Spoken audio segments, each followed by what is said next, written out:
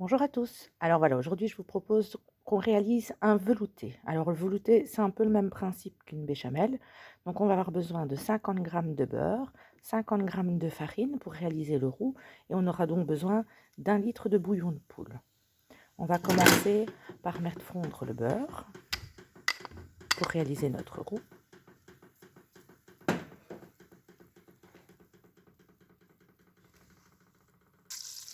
Voilà, une fois que votre beurre est bien fondu, on rajoute la farine et on vient mélanger donc, pour réaliser notre roux. Alors ici, ce qu'on va avoir besoin de faire, c'est un roux blanc, ok? Donc pas de coloration, rien, on mélange bien. Une fois que le roux est réalisé, on va ajouter petit à petit le bouillon. On commencera par mettre la moitié et on mettra l'autre moitié ensuite. Cette étape se fait hors feu, comme ceci.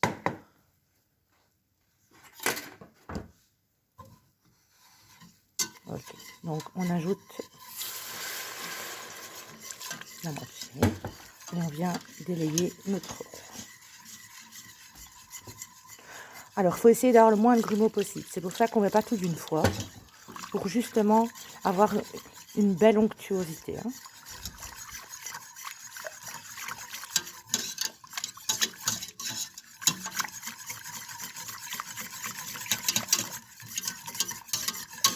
On racle bien les bords pour avoir le roux qui a été se mettre un peu dans les coins.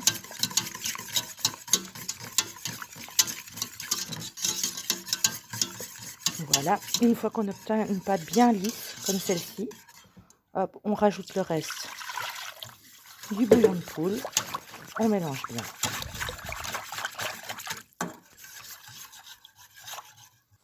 Une fois la préparation bien mélangée, on va la remettre à cuire. Et alors là, on va mélanger jusqu'à la première ébullition. Il faut bien mélanger pour éviter que ça ne s'accroche dans le fond ou justement que votre sauce ne brûle. Alors, vous voyez, on continue à mélanger au fur et à mesure qu'on mélange. On n'est pas encore à l'ébullition, mais ça commence à chauffer. Et donc, votre velouté est en train de s'épaissir. Bien faire attention. Dès que la première ébullition apparaît, à ce moment-là, on baissera la source de chaleur pour obtenir un frémissement. Et on laissera donc cuire encore plus ou moins 10 à 15 minutes. Donc voilà, notre ébullition est atteinte. Donc on va arrêter de mélanger. Et là, on va assaisonner. Donc un peu de poivre et un peu de sel. Voilà.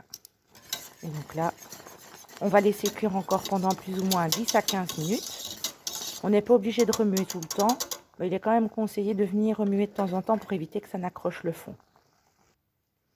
Voilà, donc les 10 minutes sont passées. Le velouté a terminé de cuire tout doucement.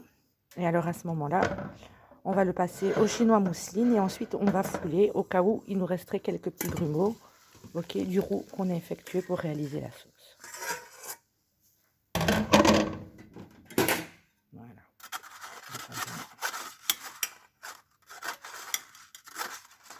Voilà.